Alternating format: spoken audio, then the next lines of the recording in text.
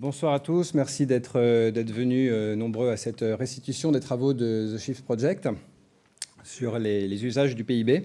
Alors je ne vais pas vous présenter le Shift parce que vous connaissez tous, je ne vais pas vous dire qu'on est un think tank de la transition carbone qui a été créé en 2010 par Jean-Marc Jancovici, que nous allons sauver le monde de la menace climatique et de la pénurie énergétique, et que pour ça, nous faisons un lobbying d'intérêt général avec des entreprises qui ont été convaincues qu'elles ont un intérêt dans la transition énergétique, et qui, du coup, nous financent. Donc, comme vous savez déjà tout ça, je ne vais pas vous parler du Shift, et je vais passer directement à la présentation de la façon dont on fonctionne concrètement dans nos groupes de travail pour que vous compreniez comment on a élaboré le rapport que vous allez voir tout à l'heure.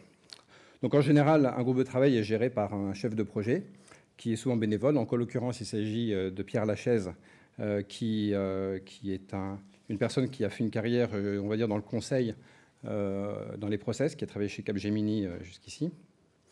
Le chef de projet est parfois assisté d'un salarié du Shift. Et en l'occurrence, on a eu le renfort de Julien Morel, donc, que nous saluons, et qui nous envoie plein de baisers tout frais de Stockholm, où il fait actuellement 13 degrés, autant dire que c'est la canicule là-bas. Et le travail a consisté à mener des interviews et essayer de comprendre le sujet. En l'occurrence, on a notamment travaillé avec Florence Janicatrice du réseau FAIR, qui regrette de ne pas pouvoir être là ce soir, mais qui a été très impliquée avec nous. Et le but de tout ce travail étant d'aboutir à une recommandation politique, pragmatique, qui vise à changer les choses dans le but de décarboner l'économie. Alors pourquoi est-ce qu'on a voulu parler du produit intérieur brut dans le cadre d'un think tank qui travaille sur la transition énergétique? Autrement dit, est-ce que le Shift est un repère de dangereux décroissants barbus en sandales? Donc vous allez voir, en fait, il n'est pas sûr que nous soyons moins dangereux que des décroissants barbus en sandales, puisqu'on propose de mener une véritable opération de déboulonnage d'un emblème de la pensée économique mainstream, qui est le PIB.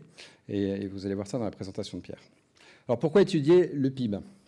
Quand on travaille comme nous sur les solutions au risque climatique, il arrive que ces solutions aient des avantages économiques évidents, donc par exemple des économies d'énergie, une amélioration de la balance commerciale ou des créations d'emplois. Mais il arrive également très souvent que ces solutions se traduisent par moins de PIB. Alors moins de PIB, ce n'est pas forcément moins de confort, moins de bien-être ou moins de bonheur, et surtout pas à long terme, mais parfois à court terme, c'est moins de PIB dans un secteur d'activité. Donc les solutions comportent des avantages évidents puisqu'elles sont... Alors, donc on a des solutions qui vont être à l'encontre à première vue du PIB, alors qu'on pense que ce sont des bonnes solutions puisqu'elles nous évitent d'aller dans le mur. Donc on retourne un peu le sujet dans tous les sens, dans toutes les coutures, et on se rend compte en général, au final, que le PIB est un mauvais indicateur. Alors Pierre l'expliquera, principalement parce qu'il ne tient pas compte des externalités négatives, et c'est pour ça qu'il ne nous permet pas de voir correctement les problèmes. Alors, on n'a pas voulu refaire une démonstration des limites du PIB. Il y a déjà beaucoup de travaux qui sont faits sur le sujet. Nous, on s'est focalisé sur comprendre comment il est fait et surtout quels sont ses usages. Et ensuite, du coup, voir comment est-ce qu'il pourrait être remplacé usage par usage et quelquefois dès demain matin. Donc maintenant, quelques informations pratiques. Je vais vous présenter ici.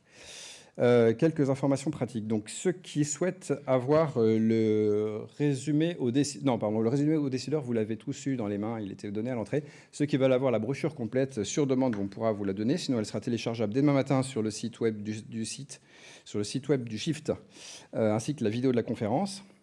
S'il y a des journalistes dans la salle, ils pourront prendre contact alors avec Pierre Lachaise directement, ou également avec Anne-Caroline et Coralie qui sont ici. Faites coucou. Voilà. Et dernier point, ne partez pas tout de suite, puisqu'à la fin, on a prévu un cocktail. On voulait que vous restiez jusqu'au bout, donc il y aura un cocktail qui sera prévu dans la salle qui est sur la gauche en sortant. Dernier point, s'il y en a qui veulent tweeter, vous avez les codes Wi-Fi qui sont là. Donc c'est le Wi-Fi ESCP Europe avec un login, un mot de passe. Et si vous voulez tweeter, vous avez notre compte et le hashtag qu'on vous propose pour ce soir qui est usage PIB. Voilà. Alors, avant de laisser la parole à Pierre, je vais remercier Guillaume Duval, qui est le rédacteur en chef de Alternatives économiques, Et j'en profite pour vous montrer un des derniers numéros qui, comme par hasard, parle de mieux vivre sans croissance. 10 propositions. Donc, on voit qu'il y a quand même quelque chose qui est dans l'air du temps à propos du PIB et que ce n'est pas forcément anodin. Donc, Guillaume Duval va nous faire le plaisir d'animer la table ronde qui va suivre tout à l'heure. S'il y a des questions, je vous propose de les garder pour après la conférence et après la table ronde. Et je vais également remercier le SCP Europe qui a bien voulu nous accueillir dans ses locaux, malgré le caractère relativement peu orthodoxe des propos qui vont être tenus par Pierre, qui n'est pas barbu, mais qui a mis ses sandales. Et la parole est à toi, et merci de votre attention. Alors, je crois que ça va suivre directement. Tu veux te mettre comment? T'as ça ou ça? On va faire comme ça. Je suis moins grand. Bonsoir. Je vous propose de partir sur une planète, sur une autre planète, qui n'est pas la planète bleue, qui est la planète verte. Et vous allez voir qu'elle nous ressemble un peu, mais on va se dépayser. Parce que sur cette planète, il y a une machine qui fabrique un indicateur formidable. Cette machine, elle existe depuis longtemps et elle permet de répondre à toutes les questions que se posent les gens. Donc c'est très commode sur cette planète, on vit très bien, grâce à cette machine qui a réponse à tout, et les gouvernements s'appuient totalement là-dessus. Et puis, malheureusement, un jour, ben voilà, quand il n'y a plus de PIB, c'est ça, finalement, tu vois, tu te posais la question, ça fait ça. Un jour, la machine tombe en panne. Alors ce qui se passe, c'est d'abord que 99,9% des habitants ne se rendent pas compte, parce que forcément, les particuliers, les chefs d'entreprise n'utilisent pas le PIB. Si on vous donne un taux d'indice des loyers, si on vous donne un taux de charge salariale, ça change beaucoup de choses pour beaucoup de gens dans plein de calculs. Si on change le PIB, ce n'est pas une donnée qui est utilisée par la très grande majorité des acteurs. Et donc, on décide de ne rien dire et on va essayer de réparer le PIB. Alors, on fait appel à des réparateurs. Alors, c'est des gens un peu novice, parce que ça fait tellement longtemps que le PIB existe, ça fait tellement longtemps qu'on a confiance dans cet indicateur que personne ne sait vraiment comment ça marche, quoi. Mais il y a une équipe qui va se mettre au travail. Et la première question qui se pose, mais on voulait qu'on répare, mais avec quel degré de fiabilité? Quelle précision pour reconstruire ce chiffre? Alors, ils n'avaient pas de données, ils sont allés les chercher sur la Terre, dans un pays qui s'appelle la France. Puis ils se sont rendus compte, vous trouvez ça sur le site du Sénat, que finalement, vous savez, le PIB, il y a un chiffre qui sort en fin d'année, après quelques semaines, quelques mois. Puis après, 2 ans après, on sort le PIB définitif, là vraiment carré. Et puis on se rend compte que sur des taux de croissance entre 0 et 4%, ben, il y a même une année où on s'est trompé de presque 1%. Donc là, les réparateurs se sont dit, bon, c'est quand même un truc qui a une fiabilité relative, quoi. Au passage, je ne sais pas qui était Premier ministre en 2004, mais enfin, le gars, on lui a volé 1% de croissance. Tant pis, c'est bon. Enfin, pour les réparateurs, c'est un peu rassurant de se dire que tout ça, c'est quand même assez relatif. Alors, ils se mettent au travail et commencent à se dire, bon, ben, c'est quoi ce chiffre magique, là, dont on s'est servi pendant tant d'années? Et ils ont regardé ce qu'il y avait dedans. Alors, bien sûr, dans le PIB, il y a tout ce qui se vend et s'achète, toute l'économie marchande. Il y a tout le service public, à sa valeur de son prix coûtant. Il y a la balance commerciale, il y a les actifs incorporels. Il y a des choses, là, il est un peu plus bizarre, les loyers réels ou attribués. C'est bizarre parce que si vous êtes propriétaire de votre appartement, ben on va vous calculer un faux loyer, un loyer représentatif pour mettre tout le monde sur un pied d'égalité. Les pays où il y a beaucoup de propriétaires, les pays où il y a beaucoup de locataires, ben tout ça, c'est nivelé. On paye tous un loyer. C'est des formes d'imputation dans le calcul du PIB. Par exemple, en France, les banques ne vous font pas payer très cher votre tenue de compte. Alors, il y a des pays où on fait payer ça. Alors, ça fait pas des points de PIB, ça. Alors, on va imputer une tenue de compte que chacun fait pour soi, puisque les banques ne le font pas payer, puis ça équilibre entre les pays. Donc, il y a des petites imputations qui sont là. Le bricolage, le jardinage, ce que les gens font pour compte propre, on le met aussi, c'est de la production. Même les activités souterraines, voire les activités illégales. Alors, il y a Al Capone, là, vous vous demandez peut-être pourquoi il y a Al Capone. Vous savez tous que Al Capone, il est tombé pour des raisons fiscales. C'est comme ça qu'on a réussi à l'avoir. Ce que vous ne saviez peut-être pas, c'est que le fisc américain avait décidé qu'il fallait déclarer même les revenus de ses activités illégales. C'est un peu paradoxal, mais il est tombé parce qu'il n'avait pas déclaré ses revenus illégaux. Et c'est peut-être pour ça que dans le PIB aux États-Unis, il y a la valorisation des activités illégales. Bon, en France, on n'a pas Al Capone, donc on n'a que les activités souterraines. Je ne sais pas combien ça pèse dans le PIB italien ou dans le PIB grec, hein, je ne voudrais pas être injurieux, mais enfin, il faut le valoriser et ça rentre dans le calcul du PIB. Bon, donc nos chers réparateurs, ils découvrent tout ça. Et puis, ils voient qu'il y a des choses qui étaient prévues, mais qui ne sont pas connectées. Donc, on a vu qu'il y avait le jardinage, mais il n'y a pas la cuisine. Il n'y a pas les ménages, il n'y a pas la garde d'enfants. Donc, c'est peut-être parce que c'était des activités plutôt féminines, on a dit non, ça a moins de valeur que bricolage, jardinage.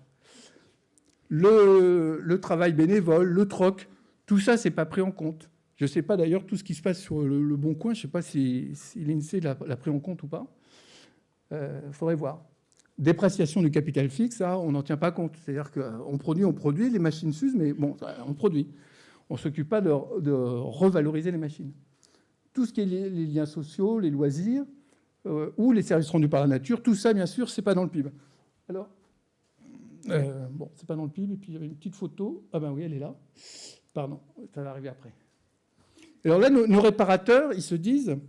ils sont un peu surpris parce que comme ils avaient une grande confiance dans cet indicateur qui était quand même la marque de leur progrès, la marque presque du bien-être, voire du bonheur, ils se disent, bon, c'est bizarre, que les services publics, c'est purement quantitatif, c'est-à-dire, ça vaut quoi un prof? Ben, ça vaut le prix qu'il est payé. Il est bon, il n'est pas bon. Un policier, c'est pareil. Il est efficace, il n'est pas efficace. Ça vaut ce que c'est payé. Dans la réalité de la vie de tous les jours, les gens savent bien qu'il n'y a pas que le quantitatif qui compte. Les services marchands, on compte tout, y compris ce qui est légal, mais y compris ce qui est pas illégal, mais peut-être un peu amoral, ou ce qui a moins de valeur. Si on dépense beaucoup de sous pour se protéger, pour se barricader, pour aller travailler loin, parce que l'immobilier fait qu'on est obligé de travailler, d'habiter plus loin, ben, tout ça, c'est des dépenses, c'est du PIB, mais on n'en retire pas forcément du bien-être. On sait bien aussi que ça valorise le fait que l'on consomme, mais le consommer, il y a une course à l'insatisfaction permanente qui est aussi qui fait douter du fait que ça mesure bien le bien-être. Et puis bien sûr, ce qui, dans toutes les enquêtes, est souvent le plus important, c'est-à-dire l'économie du lien, les relations que l'on a aux autres et la qualité de ces relations, tout ça n'est pas pris en compte. Alors pourquoi là, après Al Capone, vous avez Robert Kennedy ? Je vais juste vous faire une petite citation. Il a fait un discours assez long sur le PIB, à un moment où il était en campagne. Et je vous dis juste la fin. Hein, et il parle du PIB, il dit « Il ne prend pas en considération notre courage, notre sagesse ou notre culture. Il ne dit rien de notre sens de la compassion ou du dévouement envers notre pays. En un mot, le PIB mesure tout, sauf ce qui fait que la vie vaut la peine d'être vécue. » C'est assez ancien, des années 60, je ne sais plus. Voilà, donc... nos réparateurs sont un peu dubitatifs devant ce PIB qu'ils découvrent. Et puis, ça continue. Ils se disent, mais finalement, ce chiffre magique, il ne nous donne pas d'alerte. C'est une planète où, curieusement, il y a eu un certain nombre de crises financières. Ils se disent, mais ce PIB ne nous alerte jamais de l'arrivée possible de crise financière. Il ne nous alerte non plus jamais d'arrivée possible de crise sociale, puisqu'il parle de revenus, mais il ne parle pas de répartition de revenus. Donc ça ne dit absolument rien de la cohésion sociale. Il n'alerte pas sur des crises sanitaires que l'on produit proprement ou pas proprement, ça ne compte pas. Et qu'il y ait des risques industriels ou sanitaires, ça ne compte pas. Enfin, mais, je change un peu de registre, mais c'est dans un autre domaine, il n'alerte pas sur les risques politiques. Ce qui est assez marrant, c'est que tout le monde court après la croissance du PIB, quoi, tout le monde, les gouvernements. Et curieusement, ceux qui ont eu quelques résultats en matière de croissance dans les derniers gouvernements sont ceux qui se sont fait battre de la façon la plus violente possible, notamment un certain Lionel. Et donc, le PIB n'est pas non plus une garantie de pérennité politique. Donc, pas d'alerte. Le PIB ne comporte pas d'alerte. Et bien sûr aussi, il ne permet pas de prendre en compte le risque exponentiel de ces croissances que l'on imagine faible, hein, de quelques pourcents, on va y revenir ensuite. Mais cette volonté de croissance permanente a des limites et le PIB n'alerte absolument pas là-dessus. Bon. Et il n'alerte pas, et c'est lié, sur la rareté des ressources. Il ne prend pas en compte la rareté des ressources. Je voudrais juste, quand même, parce que je trouve que ça fait du bien de se remettre toujours ces chiffres en tête, hein, une croissance de 2% par an, bon, aujourd'hui on trouverait que ce serait bien, mais c'est quand même pas énorme. Ça fait quand même un doublement des besoins de ressources tous les 35 ans, c'est-à-dire x4 dans une vie. Si on est à 3%, c'est tous les 23 ans qu'on double de ressources. On a besoin de, toutes choses égales par ailleurs, de 2 fois plus d'énergie, 2 fois plus de terrain, 2 fois plus de nourriture, 2 fois plus de ressources premières. Si on est à 7% de croissance, ce qui fait rêver beaucoup, mais la Chine y est, c'est quand même tous les 10 ans qu'on double. Donc en une vie, c'est 14 fois plus de ressources consommées. Donc ces taux de croissance masquent des temps de... Derrière, il y a des temps de doublement des besoins de ressources qui sont absolument impressionnants. Et le PIB ne montre pas cette alerte-là. Donc pour toutes ces raisons, les réparateurs étaient un peu convaincus que le PIB n'était pas une bonne boussole pour conduire leur développement. Ils étaient très perplexes. Fallait-il continuer à réparer la machine ou pas? Donc les principales raisons, hein, donc pas d'alerte, une fiabilité qui est quand même un peu douteuse, pas de lien avec le bien-être, pas de prise en compte des ressources finies.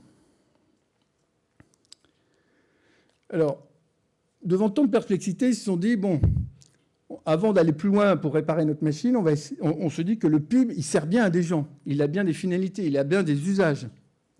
Et on va essayer de comprendre ces usages pour réparer notre machine. Bon, ça, c'est dans mon histoire que je vous parle des réparateurs. Dans la vraie vie, c'est des gens du Shift Project qui ont fait cette identification des usages. C'est pour ça que vous avez la photo de Julien, dont vous parlait Cédric tout à l'heure. Donc, on a fait ce travail d'identification des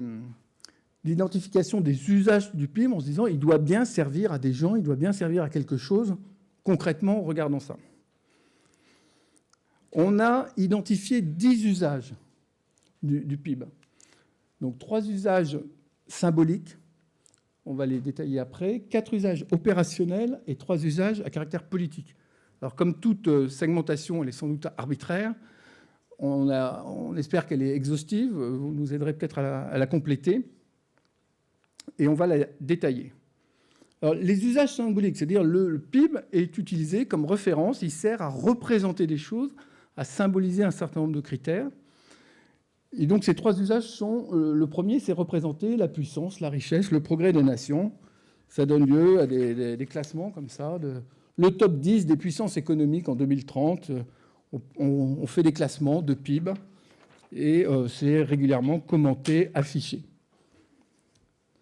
L'autre usage, c'est d'utiliser le PIB pour comparer d'autres données. Donc on fait souvent les dépenses d'éducation rapportées au PIB, les dépenses de santé rapportées au PIB, les dépenses de développement rapportées au PIB, et ainsi de suite. Le PIB est l'étalon des autres grandeurs. Et puis, de façon plus fondamentale, le PIB, il représente ce qui compte. Le PIB, il représente finalement toute notre vision de l'économie. Les économistes, que font-ils ? Ils apprécient, ils évaluent, ils voient les interactions de ce qu'ils comptent, et ce qu'ils comptent, c'est dans le PIB. Ce qu'ils ne comptent pas n'est pas dans le PIB et n'est pas étudié par les économistes ou n'est pas étudié par la très grande majorité des économistes. Le PIB symbolise la matière économie. Voilà ces 3 usages symboliques, voire culturels. Il y a une forme d'adhésion au PIB et puis il y a des rites. On publie des classements, on publie régulièrement des valeurs du PIB. Qui fait ces usages-là du PIB ? Bien sûr, les journalistes, les commentateurs, les médias utilisent le PIB dans leurs commentaires. Pour l'économie, c'est les chercheurs, les économistes, et puis les enseignants. Si on passe... Ah oui, pardon. Alors, je reprends le fil de mon histoire et de nos réparateurs qui n'ont pas réparé la machine. Et que s'est-il passé ? Il s'est passé que les acteurs de ma planète verte se sont débrouillés sans le PIB. Et qu'est-ce qu'ils ont fait ? Pour apprécier la puissance des nations, ils se sont dit, bon, on va regarder peut-être d'autres choses que le PIB. On va regarder le niveau d'armement. On va regarder les alliances diplomatiques. On va regarder le rayonnement. Ils se sont dit que ce n'était pas plus idiot que le PIB, voire c'était quand même plus pertinent. Si entre guillemets, on n'attaque pas la Syrie, c'est peut-être parce qu'elle a plus d'avions que les Européens. C'est pas tout à fait la même chose que la Libye, quoi. Et c'est pas son PIB, hein, en tous les cas, qui fait sa puissance. On s'est dit quand même, en ces temps où l'énergie se raréfie, l'indépendance énergétique ou l'indépendance financière, c'est quand même peut-être plus important comme critère que le PIB. L'Italie, à ma connaissance, a plutôt un bon PIB, un PIB qui ferait envier bien des pays. Ce n'est pas ça qui a fait sa puissance ces dernières années. Donc la notion de puissance et la représentation de la puissance par le PIB, elle est apparue bien faible. Et très rapidement, les acteurs ont imaginé bien d'autres indicateurs plus pertinents pour évaluer la puissance des nations. Pour évaluer le bien-être, il s'est développé des choses qui commencent à exister. C'est de demander aux personnes qu'est-ce qui fait votre bien-être, qu'est-ce qui fait que vous êtes heureux ou que vous avez le sentiment d'un bien-être dans la vie. Et bien sûr, les gens n'ont pas répondu, c'est le PIB qui fait mon bien-être. Ils ont répondu plein de choses. Et c'est devenu très intéressant de discuter avec les gens sur qu'est-ce qui fait votre bien-être. Pour étalonner des grandeurs physiques, on ramène tout au PIB. Les dépenses de santé, souvent, on va les classements, c'est ramené au PIB. Mais ça vous dit quoi que, je ne sais pas, au Togo, les dépenses de santé, c'est 3% du PIB et qu'en France, c'est 7% du PIB? Est-ce que ça vous parle? Si je vous dis, en France, je crois qu'il y a 3 médecins pour 1000 habitants et au Togo, il y a 1 médecin pour 100 000 habitants. Ça vous parle un peu plus, 1 médecin pour 100 000 habitants. Donc, pour étalonner des grandeurs, on s'est appuyé sur les grandeurs physiques et on a communiqué sur des valeurs physiques, on a arrêté de se référer au PIB. Et en matière d'économie, une économie où je vous ai dit le PIB était vraiment ce qu'on comptait, on a commencé à compter différemment, on a commencé à donner de la valeur aux ressources rares et à considérer la nature comme une ressource rare, alors que dans l'économie orthodoxe, la nature n'a de prix que l'effort qu'il faut pour capter les ressources, mais on ne donne pas de valeur a priori à ces ressources. Par contre, dans l'économie, l'argent, c'est une ressource rare, le capital, et la main-d'œuvre aussi sont des ressources rares. Et puis on s'est dit, tiens, mais c'est bizarre, il y a plein de gens qui aimeraient travailler et qui ne travaillent pas, c'est bizarre qu'on les considère comme des ressources rares. Et puis l'argent, on en déborde, on ne sait pas quoi en faire, on le prête parfois à des taux négatifs, c'est arrivé. Donc on va peut-être inverser les rôles et dire ce qui est rare, c'est la nature, et ce qui est plutôt disponible, c'est la main-d'œuvre et c'est les ressources financières. Et à partir de ça, de nouvelles écoles économiques se sont mises en place. Voilà ce qui s'est passé sur ces premiers usages dits symboliques, où le PIB représente, pour simplifier, la puissance, le progrès. Voilà ce qui s'est passé pendant que la machine était en marche. Vous voyez qu'on a réussi à faire autrement, et à faire autrement d'une façon qui apparaît un peu relativement pertinente. Très pertinente. Les usages opérationnels. Quand je dis opérationnel, c'est là où on prend le PIB, on prend cette donnée, puis on fait des calculs, on l'utilise, et puis ça donne des résultats. On est dans le concret. Tout à l'heure, on était dans le symbolique. J'ai un grand PIB et je suis grand et puissant. Là, on est dans l'opérationnel, presque le technique. Alors, c'est quoi ces usages? Définir la contribution des États à des budgets supranationaux. Comment est-ce qu'on contribue au FMI? Comment on contribue à la Banque mondiale? C'est en partie en fonction de son PIB. Plus on est riche, plus on contribue. Comment une partie du budget européen est calculée sur le PIB? Je ne parle pas de l'agriculture, qui est un peu à part, mais la contribution des États européens au budget européen, c'est grandement lié à leur PIB. Là aussi, plus on est riche, plus on paye. La redistribution des fonds internationaux peut aussi obéir à des logiques guidées par le PIB. Donc vous savez que sur les fonds structurels européens, c'est-à-dire l'argent que l'Europe réinvestit dans les différents pays, le principe, c'est d'arriver à ce qu'il y ait un PIB par habitant le plus homogène possible entre toutes les zones européennes. Et donc, si vous avez un PIB par habitant faible, automatiquement, le calcul fait que vous êtes plus aidé par les régions, par l'Europe. C'est comme ça que la Corse, par exemple, je crois, reçoit des fonds européens assez importants, que certaines régions d'Allemagne reçoivent des fonds européens assez importants, puisque c'est par région, ce n'est pas par pays. Et donc là, on a quelque chose de très mathématique. En fonction du PIB par habitant de chaque région, on reçoit plus ou moins de fonds. Donc ça, c'est les usages opérationnels. Dans les grandes entreprises, ou pour l'État, en matière de prévision d'investissement, alors pour l'État, c'est prévision de dépenses. On s'appuie sur les prévisions de PIB pour calculer des prévisions de dépenses budgétaires. Et puis les grandes structures d'investissement, comme l'investissement des infrastructures de transport, vous aurez un exemple tout à l'heure. Si on prend la SNCF, par exemple, plus le PIB de deux pôles régionaux est élevé, plus il y aura du flux. Et on prévoit qu'il y ait du flux. Et si on prévoit que les PIB entre deux zones augmentent, on prévoit que le flux va augmenter. Il y a des modèles assez... Je simplifie beaucoup, mais il y a des modèles qui s'appuient vraiment sur les PIB pour déterminer les investissements et les besoins d'infrastructures. Là, on est dans l'usage concret aussi du PIB. Et puis, un dernier exemple, c'est la notation des États.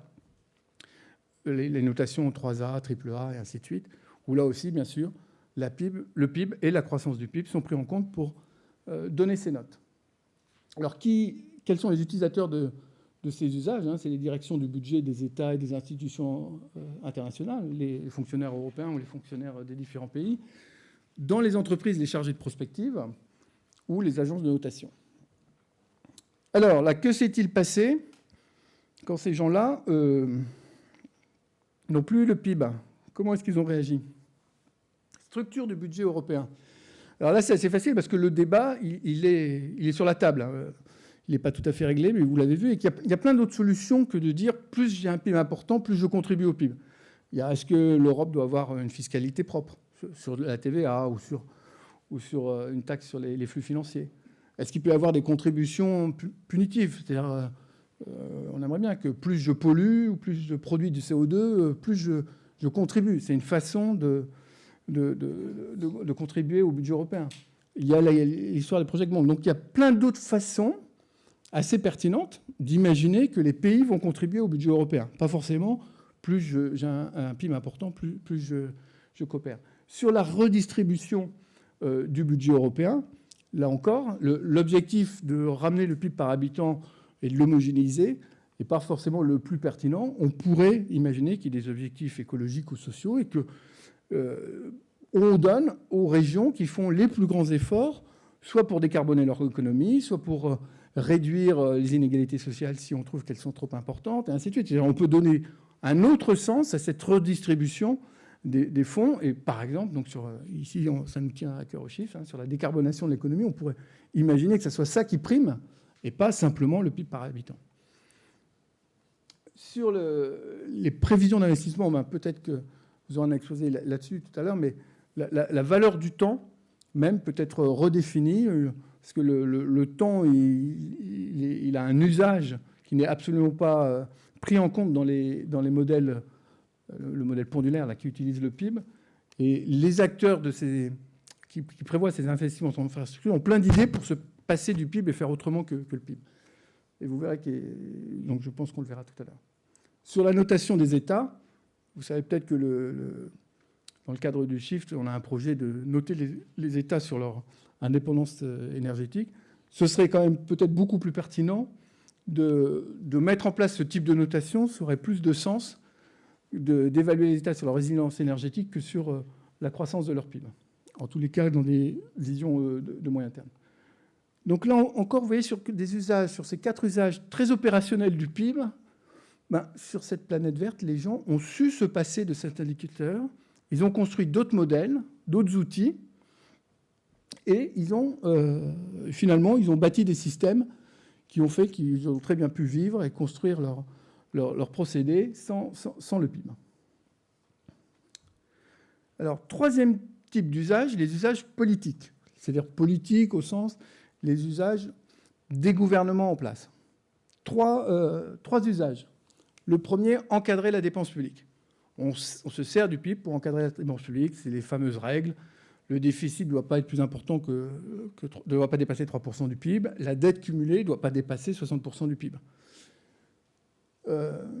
Donc ça, c'est l'encadrement de la dépense publique, où on utilise le PIB. Quantifier les politiques particulières, c'est par exemple dire l'aide au développement, ça doit être, je crois que c'est 0,7%. Les pays développés se sont engagés, et la France est engagée à 0,7 ou 0,8% de son PIB. C'est le budget de l'aide au développement, le budget cible. Donc et je crois qu'au niveau européen, on dit aussi la R&D, ça doit être X% du PIB. Donc on se donne des objectifs en prenant comme indicateur le PIB. Et puis bien sûr, est-ce que c'est bien formulé, fixer l'objectif principal des politiques économiques et permettre leur évaluation, c'est-à-dire à quoi on mesure le succès d'une politique économique, c'est est-ce qu'il y a eu croissance du PIB, Quel est l'objectif principal? C'est est-ce qu'il y a croissance? Quand on parle de croissance, on parle toujours de croissance du PIB. Donc c'est le PIB à utiliser pour être l'indicateur majeur de pilotage des politiques économiques. Quels sont les acteurs? Donc bien sûr les membres des gouvernements, les élus nationaux. Dès que vous êtes dans une région, on ne parle pas de PIB. Si vous êtes président d'une région française, ça ne sert à rien. Ce n'est pas utilisé dans aucun critère, aucune fixation de budget. Donc c'est les gouvernements, les élus nationaux. La haute fonction publique qui participe à ça, une partie de la haute fonction publique, et puis les partenaires sociaux, le patronat, les syndicats de salariés, les membres du Conseil économique, social et environnemental. Bon, tous ces gens-là participent à la construction des usages politiques. Alors là, le PIB n'existe plus. Il est toujours en panne. Alors que se passe-t-il? Alors, sur l'encadrement de la dépense publique, les gens, ils ont fait une chose assez simple, c'est qu'ils ont rapporté le déficit au budget. C'est-à-dire, plutôt que rapporter le déficit de l'État au PIB, c'est-à-dire à la richesse de tout le monde, ils ont rapporté le déficit au budget de l'État. Alors, pourquoi ils ne le faisaient pas avant? Vous le savez sans doute, c'est parce que quand on le rapporte au budget, c'est qu'on est dans des déficits de l'ordre de 20, 30, je crois qu'il y a des années, on était au-dessus de 40, de déficit. C'est-à-dire qu'à partir du mois de septembre, il n'y a vraiment plus rien pour payer les enseignants, les policiers, les minima sociaux, et ainsi de suite. Les 30%, c'est quand même assez dramatique. Alors, quand on dit ça, que le déficit rapporté aux dépenses peut atteindre 30% du budget, ça fait vraiment peur. Parce que le déficit, c'est 3% de la richesse nationale, ça ne fait pas peur. 3% de déficit, ça n'a jamais fait peur. Ça n'empêche pas les gens des finances, ça leur va bien, parce que de toute façon, ils considèrent que vos poches, on peut toujours plonger dedans, donc c'est 3% de la base, l'assiette fiscale. Bon, finalement, on pourra toujours aller se servir. Ce qui, dans les faits, n'est pas vrai. À un moment, on ne peut plus pomper dans les poches des gens, la machine s'arrête. Mais donc, là, il n'y avait pas de PIB, on a finalement adopté quelque chose d'assez sain. On a rapporté le déficit public à son budget, et non plus au PIB. Sur les politiques publiques, c'est-à-dire l'aide au développement, je disais qui était 0,8% du PIB, ou les dépenses de R&D, là aussi, on peut dire l'aide au développement, on pourrait, comme je le disais tout à l'heure pour les médecins, on pourrait la quantifier par d'autres choses, le nombre de puits, le nombre d'écoles que l'on crée. On peut se donner des objectifs qui soient un peu plus concrets et qui permettraient de mieux apprécier l'aide au développement que se dire simplement j'ai dépensé tant par rapport au PIB pour l'aide au développement, sachant que ce genre de calcul, d'ailleurs, donne lieu à beaucoup de trucage des chiffres, quoi. Parce que quand on dit c'est tant d'écoles, tant d'hospices, tant d'hôpitaux, on est sur des objectifs concrets d'aide au développement et c'est beaucoup plus efficace. Alors, le pilotage de l'économie, comment on ferait si on n'avait plus le PIB pour piloter l'économie? Comment ils ont fait sur cette planète pour piloter l'économie sans PIB? Alors, ça vous paraît... ça paraît dire, mais si on n'a plus le PIB, c'est terrible, quoi. Bon, ils ont pris quelques indicateurs assez simples, un peu de base, sur ce qu'ils voulaient faire, sur les objectifs qu'ils voulaient atteindre. Alors, on disait toujours, le premier objectif, c'est l'emploi. Ils ont regardé le taux d'emploi, puis ils se sont focalisés sur le taux d'emploi. On dit, ce qui est très important, c'est la balance énergétique. C'est quand même... ça nous plombe la balance commerciale de façon très, très forte. La balance commerciale, c'est-à-dire notre compétitivité aussi, c'est un élément très important. Donc, ils ont pris l'indépendance énergétique et la balance commerciale comme quelques indicateurs majeurs. Le coût et l'accès au logement. Pourquoi? Alors, ça, c'est des exemples, mais pourquoi le PIB et pourquoi un indicateur? Ils se sont dit, on va prendre quelques indicateurs, quelques politiques qui nous tiennent vraiment à cœur, et là-dessus, on va suivre, on va agir, on va mener des actions. Est-ce qu'ils étaient moins efficaces en suivant ces indicateurs qu'en se posant la question d'emblée de la croissance? A priori, oui. Enfin, moi, je suis convaincu que oui. Alors, je vais faire un petit zoom sur cette question de pilotage de la politique économique, parce que c'est la grande justification du PIB. Sans PIB, on ne peut pas piloter l'économie, on passe à côté de plein de choses. Et moi, je suis vraiment convaincu que cet affichage politique, le pilotage de l'économie par le PIB, est un non-sens. Alors, pourquoi? D'abord parce que quand quelqu'un vous dit « je recherche la croissance », il ne vous dit rien.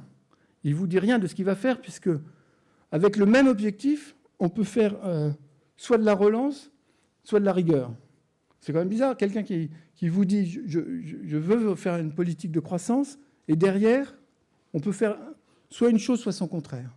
Et ce n'est pas des choses anodines, ce dont on parle. Hein. Soit on relance, soit on fait de la rigueur. Alors, donc ça a quel sens de dire « je veux faire de la croissance » et puis quand on dit de la croissance, on a quand même envie de dire de quoi et pour qui, quels revenus doivent croître, quelles consommations doivent croître, quelles productions doivent croître ou doivent diminuer, ou comment je réarbitre tout ça. Mais dire « je veux faire de la croissance », ça ne veut rien dire. Je vous invite à avoir beaucoup de recul par rapport à quelqu'un qui vous dit ça. Il ne vous a encore rien dévoilé de ses intentions. Bon, par ailleurs, là je parle plus au nom du chiffre, quoi. Les leviers, quelqu'un qui vous dit ça, je veux faire de la croissance, mais on sait bien que ces leviers sont quand même assez illimités. La croissance de la production étant quand même énormément liée à l'énergie et aux ressources énergétiques, tout dépend de la capacité que l'on a au niveau mondial à capter ces ressources énergétiques qui se raréfient, quoi qu'on en dise. Donc, parler de croissance alors qu'on a peu de leviers dans un monde globalisé pour jouer là-dessus, ça ne paraît pas très pertinent. Et puis, on dit la croissance parce qu'effectivement, on a l'impression que c'est ça qui va nous sauver à court terme. Et on sait bien, on l'a vu tout à l'heure, que par ailleurs, il y a des retombées écologiques majeures et on ne dit pas comment on va les traiter. Donc, cette course et ce discours autour de la croissance me semble un peu un non-sens. C'est pour ça que je vous ai mis une petite image des médecins du malade imaginaire, là, des gens très savants et qui finalement ne savaient pas grand-chose. Et alors, il y en a un qui a de quoi faire une saignée ou une purge. Ça vous rappelle des choses. Mais je trouve qu'on est dans ce registre-là, des choses mal maîtrisées et des discours finalement un peu creux. Alors, qu'est-ce qui fait qu'on est quand même omnibulé par ça ? Je crois que chacun voit sa croissance dans la croissance du PIB. Chacun voit la croissance de son salaire. Chacun voit l'augmentation du chiffre d'affaires de sa boîte. Les fonctionnaires voient, le Bercy voit l'augmentation des assiettes fiscales et le fait que les impôts vont rentrer. Chacun pense que c'est sa croissance qu'il va y avoir dans la croissance du PIB, alors que ce n'est pas du tout vrai. Vous pouvez avoir une croissance du PIB parce qu'on va très largement augmenter les impôts, on va très largement emprunter sur les marchés, mais personne ne s'enrichit vraiment. Si les revenus du capital sont mieux traités que les revenus des salaires, il y a une augmentation du PIB, et puis les salariés ne le verront pas.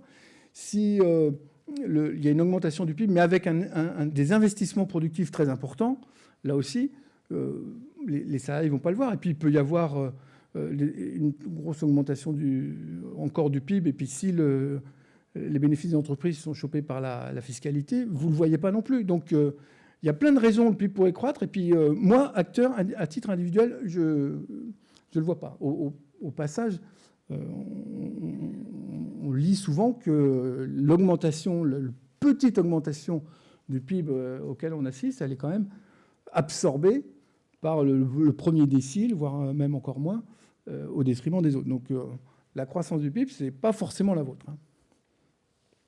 Et puis l'autre chose aussi, c'est qu'au nom de la croissance, j'ai l'impression qu'on peut tout justifier. On peut justifier qu'il faut faire de la R&D, on peut justifier qu'il faut faire de l'innovation, on peut justifier qu'il faut faire de la rigueur, on peut justifier qu'il faut faire de la relance. On est dans le flou, là, sur la croissance. Alors, je reviens sur ma petite planète verte, là. Alors, vous voyez que le réparateur est content. On a remis en route la machine, le PIB marche. Mais la plupart des acteurs ont appris à s'en passer. Et finalement, ils ont appris à s'en passer. Ils ont développé d'autres types d'indicateurs adaptés à leurs usages. Et finalement, le PIB continue à être fabriqué, il continue à être analysé, parce que c'est quand même un outil formidable en termes d'analyse. C'est quand même cette formidable mécanique qui vous met en relation ce qu'on consomme, ce qu'on produit et les revenus qu'on en tire. Et ces trois chiffres strictement égaux. Ils passent un temps fou à ajuster ces trois chiffres. Consommation, revenus, production. Mais ce qui est important, c'est l'analyse de ça. Ce n'est pas le chiffre global. Qu'est-ce qu'on consomme ? Qu'est-ce qu'on produit ? Quel type de produit ? Et quels sont les revenus et comment les revenus entre le capital, entre le travail, la consommation. Est-ce que c'est de la consommation pour des biens de tout de suite ou est-ce que c'est de l'investissement productif? Tout ça, ça a du sens. Tout ça mérite d'être analysé. Et pour ça, le PIB a une grande valeur. Mais pour tous les usages classiques du PIB, et ça, on le fait très peu. Enfin, moi, je vois très peu de rapports qui parlent de ça, qui parlent de la description de la consommation, la description de la production, la description des revenus. On parle du chiffre global. Et pour tous les 10 usages que je vous ai présentés, là, sur cette planète verte, on est passé à autre chose. Alors,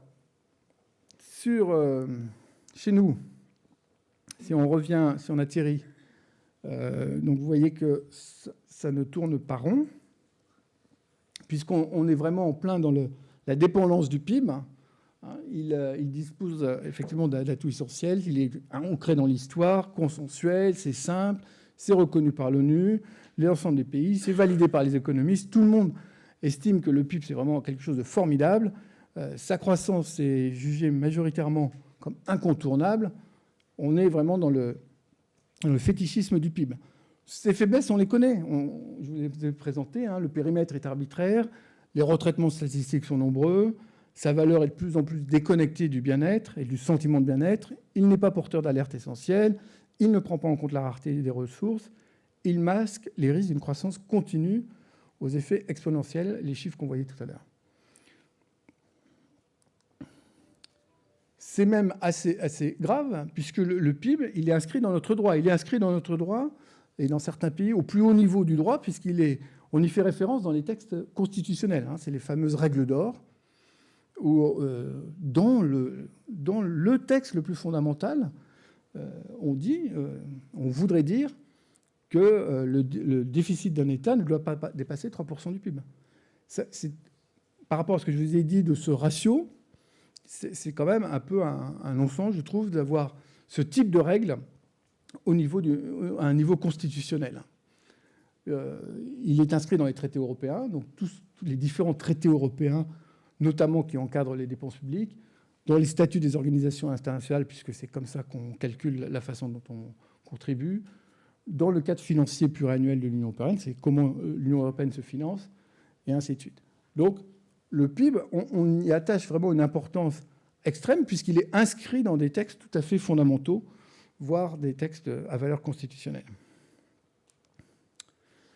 Alors, face à tout ça, qu'est-ce que j'ai envie de vous dire en conclusion ?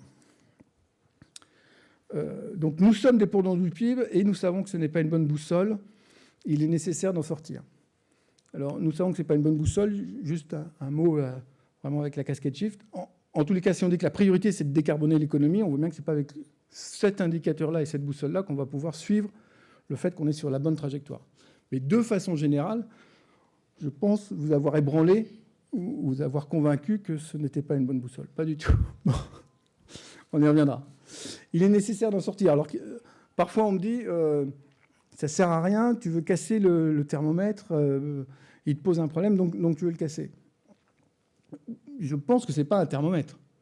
Ce n'est pas un thermomètre, au sens que ce n'est pas lui qui nous indique qu'on est en surchauffe. Ça, au contraire, il le masque et on ne le voit pas. Si des États empruntent massivement, ça fait croître le PIB, on se porte bien, on a des années de croissance, et puis après, on a peut-être des difficultés. Ça masque plutôt les surchauffes. S'il y a des bulles immobilières, le PIB croît et on est content.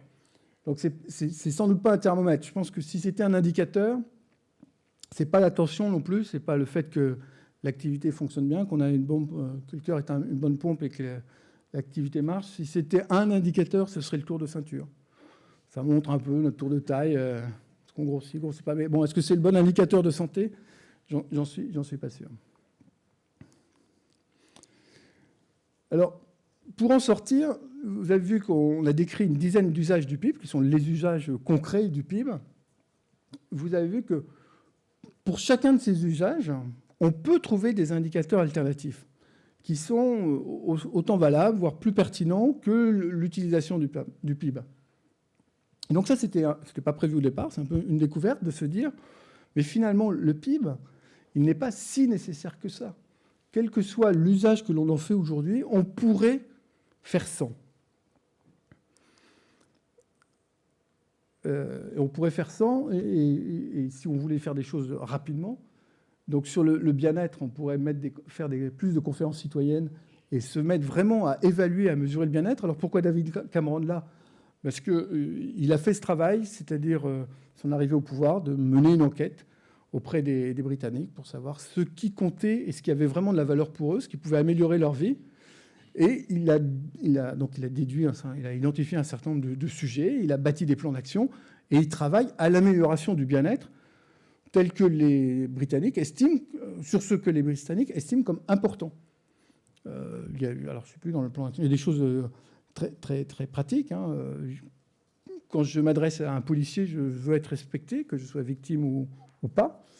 C'est un point très important. Les Britanniques ont considéré que c'était un point majeur. Il a bâti un plan d'action là-dessus. Alors, on peut dire que c'est un peu cynique, mais il sait qu'il ne va pas avoir de gros résultats sur le PIB, donc il joue sur d'autres choses. Et les Australiens ont fait ça, les Marocains ont fait ça. Enfin, il y a beaucoup de pays qui font ça. Les Japonais font ça, les Coréens font ça depuis très longtemps. Et ils savent bien que malgré des croissances de PIB tout à fait exceptionnelles au Japon ou en Corée, le bien-être ne progresse pas. Et ça les perturbe. Et ils ont des outils de mesure, eux, depuis bien plus longtemps que nous. La Grande-Bretagne démarre. Et ça, c'est des choses qui pourraient s'enclencher assez rapidement. Meilleure diffusion d'indicateurs existants. Donc, je vous ai parlé d'indicateurs physiques. Par exemple, le nombre de médecins pour 1000 habitants. Tous ces indicateurs, ils existent, mais on communique peu dessus, malheureusement. Et donc, toutes ces données plus concrètes mériteraient d'être diffusées plus largement par les... Moi, je vous invite, chaque fois qu'un média... il faut essayer de voir quels sont les autres indicateurs qui pourraient parler du même sujet, qui pourraient en parler de façon plus pertinente. Bon, on pourrait, sur les 3% du PIB, donc ramener ces déficits, communiquer sur des déficits ramenés au budget. Là, on saurait... Est-ce que vous savez si aujourd'hui, on est plutôt à 15% de déficit du budget, à 20%? À partir de quel mois, là, on n'a plus de quoi payer les enseignants, les policiers, et ainsi de suite. Les RMI, c'est au 1er septembre ou c'est un peu plus tard. Ce serait quand même mieux de communiquer là-dessus que sur le fait qu'on va passer de 3 à peut-être 3,5% du PIB. Et puis, en matière de politique économique, parler de croissance, on vise la croissance, ok, mais c'est quoi les objectifs un peu plus concrets que l'on cherche à atteindre d'un point de vue pilotage économique? Alors, pour sortir du PIB, ce que je veux vous dire, c'est que le raisonner usage par usage, c'est une façon assez pragmatique de sortir de son hégémonie. Le PIB ne tient finalement qu'à une dizaine de fils, une dizaine d'usages. Et c'est peut-être pas la peine d'aller chercher un autre indicateur, d'inventer autre chose, de bâtir des systèmes compliqués. Si on regarde juste les usages actuels du PIB, on se rend compte qu'on a tout ce qu'il faut pour s'en passer. Ce n'est pas la peine de construire d'autres indicateurs agrégés, comme l'ONU avait sorti le PIB vert, parce que si on agrège encore, on sera encore plus aveugle. On aura des choses dont on ne saura pas discerner. Dans le PIB vert, on dit l'éducation d'un enfant, ça vaut la production de 10 mobylettes et le reboisement d'un hectare de forêt. Bon, quand le PIB vert croît, on en déduit quoi? Qu'on a fait de la forêt, qu'on a éduqué quelqu'un ou qu'on a produit des mobylettes. Donc, il y a un moment où, quand on cherche à bâtir des indicateurs... Alors, on se rend compte d'abord que c'est une voie très compliquée. Là, il y a des batailles d'experts pendant des décennies pour arriver à ce qu'un nouvel indicateur comme le PIB, qui existe depuis 1934, que de nouveaux indicateurs comme le PIB émergent et s'imposent et fassent l'objet d'un consensus international. Ça va prendre des décennies. Donc, si on prend cette voie-là pour se démarquer du PIB, c'est une voie extrêmement longue. Et le PIB est tranquille. Tandis que si on raisonne usage par usage, et si on se dit usage par usage, on peut faire autrement. On peut faire autrement avec des choses qui existent déjà. C'est beaucoup plus facile, à mon avis, de se démarquer du PIB. Ce que je vous disais sur l'agrégation, je pense que le PIB, c'est un summum d'agrégats. On n'ira pas au-delà. Et donc, il ne devrait pas y avoir de successeurs. Il ne devrait pas y avoir de nouveaux PIB vert, PIB machin, ainsi de suite. Il va disparaître progressivement de ces usages. Je vous ai mis un petit concorde parce que c'est un peu le même La même idée, c'est ces objets technologiques absolument extraordinaires. Et c'est vrai qu'il y a une intelligence dans le PIB qui est colossale. Hein. C'est des objets technologiques extraordinaires, mais qui disparaîtront. Et je suis convaincu que ça... Enfin, en tous les cas, je pense que ça doit disparaître. Alors, si on se dit qu'on doit quitter le PIB et quitter sur ces usages, la bonne nouvelle, comme 99,9% de la population ne s'en sert absolument pas, il y a très peu de personnes dont il faut modifier les usages et les comportements. Alors, malheureusement, c'est des gens assez têtus. Hein. Mais c'est que 10 000 personnes. Donc, c'est toute la sphère économique. Alors, on nous dira si la sphère économique bouge par rapport à ça, les enseignants, les journalistes, les chercheurs. Bon, c'est quand même quelques milliers de personnes. C'est tous les fonctionnaires du ministère des Finances ou de la direction de la prévision. C'est tous les acteurs qui font de la prospective ou de la stratégie en entreprise. Bon, c'est ces gens-là, ceux qui utilisent le PIB, dont les modèles et les modes de fonctionnement doivent changer. Et puis, c'est une partie des élus. Hein, encore une fois, ce n'est pas les élus régionaux ou locaux. C'est une partie du monde politique qui doit évoluer. C'est 10 000 personnes. Finalement, c'est peu, hein, l'effort. Hein. Enfin, c'est peu. Encore une fois, ils sont têtus. Mais l'effort à faire pour quitter l'usage du PIB et finalement porte sur peu de personnes et peut être jugé comme limité.